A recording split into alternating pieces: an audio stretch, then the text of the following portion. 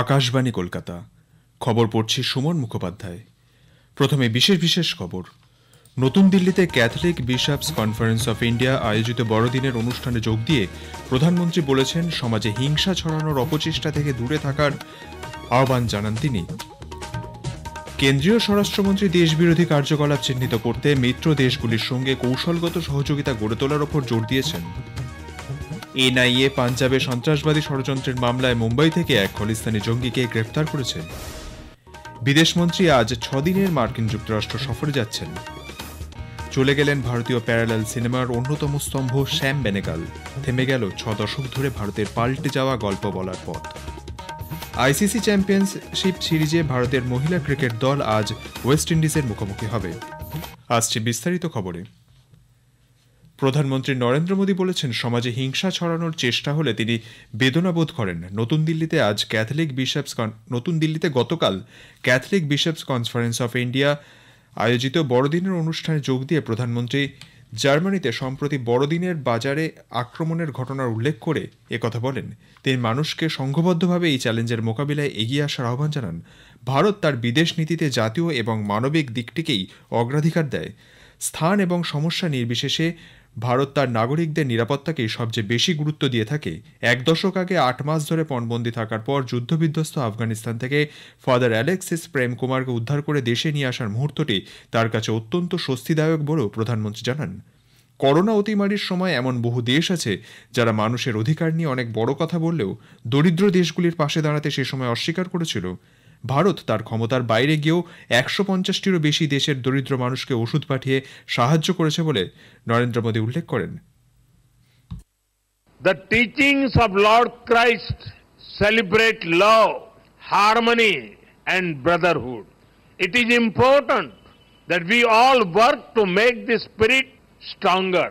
But it pains my heart when there are attempts to spread violence and cause disruption in society.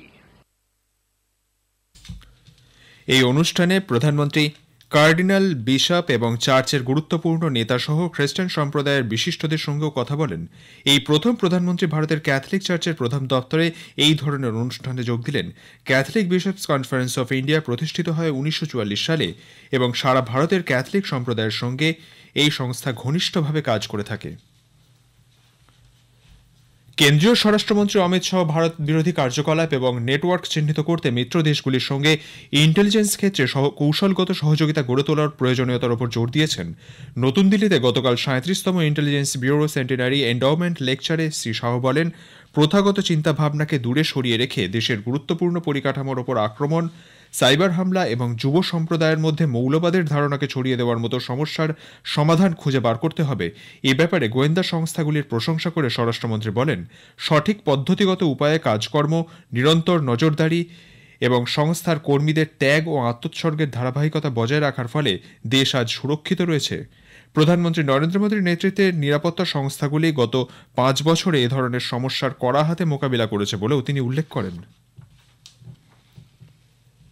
জাতীয় তদন্তকারী সংস্থা NIA Khalistani সন্ত্রাসবাদী লাখবীর সিং এবং gangster বাচিতার Singh এর এক সহযোগীকে মুম্বাই থেকে গ্রেপ্তার করেছে। পাঞ্জাবের সন্ত্রাসবাদী ষড়যন্ত্রের মামলায় যতীন্দর সিং নামে ধৃত ওই ব্যক্তি একটি সন্ত্রাসবাদী গোষ্ঠীর সদস্য বলে এনআইএ সূত্রে জানা গেছে।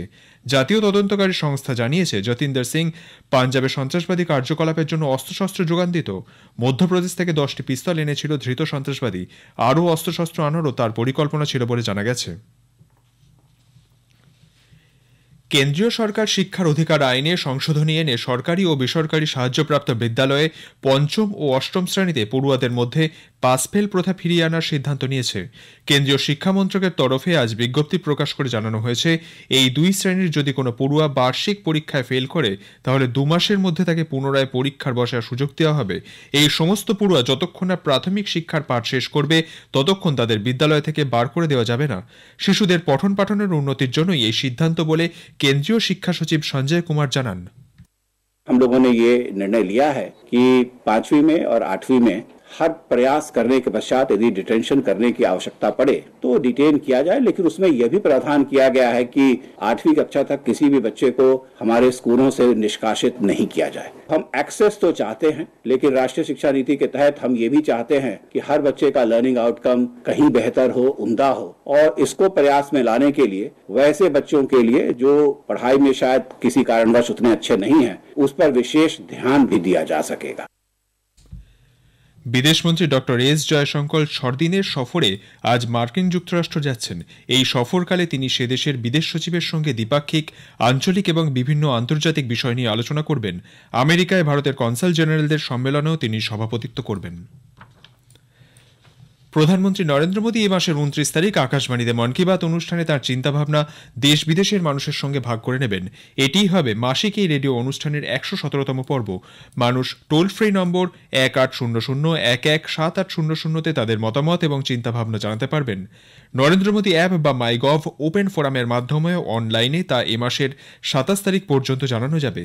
আকাশবাণী ও দূরদর্শনের সম্পূর্ণ নেটওয়ার্ক, এআইআর নিউজ ওয়েবসাইট এবং নিউজ অন এআইআর মোবাইল অ্যাপে অনুষ্ঠানটি সম্প্রচারিত হবে।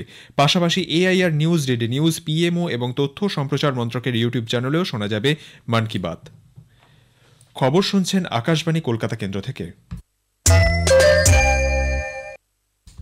আমাদের সংবাদ শোনা যাবে ইউটিউব চ্যানেল আকাশবাণী সংবাদ বাংলা, ফেসবুক ও ইনস্টাগ্রাম আকাশবাণী সংবাদ কলকাতা এবং এক্স হ্যান্ডেল এআইআর নিউজ কলকাতাতে।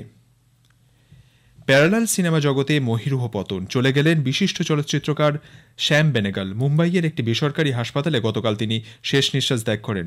বেশ কিছুদিন ধরে কিডনির সমস্যা নিয়ে এই হাসপাতালে চিকিৎসাধীন ছিলেন তিনি। মৃত্যুকালে বয়স হয়েছিল 90 বছর। প্রবাদ প্রতিম এই পরিচালকের বহু ছবি জিতেছে একাধিক জাতীয় পুরস্কার। এগুলির মধ্যে রয়েছে মন্থন, ভূমিকা, দ্য রোল, জুনুন, আরোহণ, ওয়েল ডান আব্বা এবং Netaji Subhas Chandra Bose, the forgotten hero.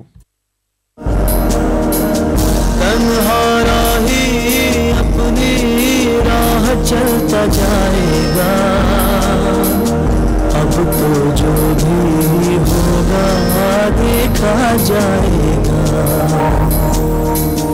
अब तो जो भी होगा देखा जाएगा।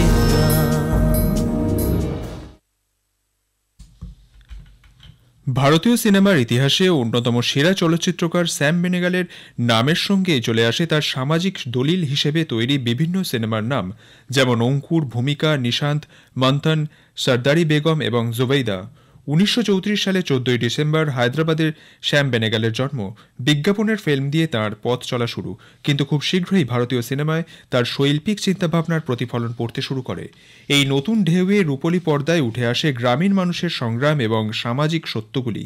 দূরদর্শনের পর্দায় টিভি সিরিজ ভারত এক খোঁজ দর্শকের মনের মণিকোঠায় চিরকালীন হয়ে থেকে যাবে। জাতীয় উপভোক্তা দিবস উপলক্ষে কেন্দ্রীয় ক্রেতা সুরক্ষা মন্ত্রী প্রহ্লাদ যোশী নতুন দিল্লিতে আজ এক অনুষ্ঠানে পৌরোহিত্য করবেন। এই অনুষ্ঠানে ক্রেতাদের স্বার্থ রক্ষায় একাধিক কর্মসূচির সূচনা করবেন তিনি। ক্রেতা সুরক্ষা মন্ত্রকের তরফে এক বিবৃতিতে জানানো হয়েছে, ই ম্যাপ পোর্টাল, কৃত্রিম বুদ্ধিমত্তা নির্ভর জাতীয় উপভোক্তা হেল্পলাইন 2.0, জাগো গ্রাহক জাগো অ্যাপ এবং জাগৃতি ড্যাশবোর্ডের উদ্বোধন করা হবে। গ্রাহক স্বার্থ নিশ্চিত করতে 13টি বড় ই কমার্স সংস্থার সুরক্ষার অঙ্গীকার স্বাক্ষর করবে এই অনুষ্ঠানে। বিদেশ মন্ত্রক বাংলাদেশের হাই কমিশনের পক্ষ থেকে প্রত্যর্পণ সংক্রান্ত একটি নোট ভার্বাল বা চিঠি পেয়েছে। মন্ত্রকের মুখপাত্র রণধীর জয়সওয়াল জানিয়েছেন, এই মুহূর্তে বিষয়টি নিয়ে তারা কোনো মন্তব্য করতে চাইছেন না। উল্লেখ্য, বাংলাদেশের প্রাক্তন প্রধানমন্ত্রী শেখ হাসিনাকে ফেরত পাঠাতে সেদেশের অন্তর্বর্তী সরকার ভারতের কাছে কূটনৈতিক বার্তা পাঠিয়েছে। গত আগস্টে প্রধানমন্ত্রীর পদ থেকে অপসারণের পর থেকেই হাসিনা ভারতের নির্বাসনে রয়েছেন। এদিকে বাংলাদেশে ভারতের রাষ্ট্রদূত প্রণয় ভার্মা জানান, দু দেশের মধ্যে সম্পর্ক অত্যন্ত ইতিবাচক পর্যায়ে রয়েছে।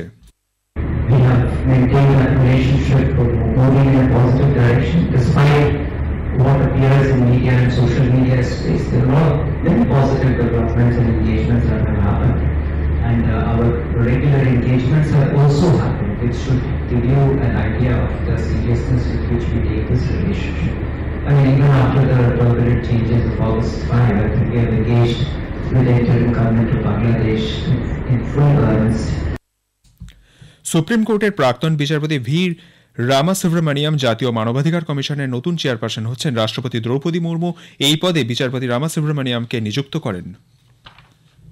গুজরাটের ভাদোদরায় কোটাম্বি স্টেডিয়ামে আজ 3 ম্যাচের আইসিসি চ্যাম্পিয়নশিপ সিরিজে ভারতীয় মহিলা ক্রিকেট দল তাদের দ্বিতীয় ম্যাচে ওয়েস্ট ইন্ডিজের মুখোমুখি হবে। দুপুর 1:30 খেলা শুরু হবে। প্রথম ম্যাচে ভারত ওয়েস্ট ইন্ডিজকে 211 রানে হারায়। শেষ করার আগে খবরের বিশেষ কিছু অংশ আরেকবার। নতুন দিল্লিতে Catholic bishop conference of India আয়োজিত বড়দিনের অনুষ্ঠানে যোগ দিয়ে প্রধানমন্ত্রী সমাজে হিংসা ছড়ানোর অপচেষ্টা থেকে দূরে থাকার আহ্বান জানান। এনআইএ পাঞ্জাবে সন্ত্রাসবাদী ষড়যন্ত্রের মামলায় মুম্বাই থেকে এক খলিস্তানি জঙ্গিকে গ্রেপ্তার করেছে। বিদেশমন্ত্রী আজ 6 দিনের মার্কিন যুক্তরাষ্ট্র সফরে যাচ্ছেন। খবর এখনকার মতো এখানেই শেষ হলো।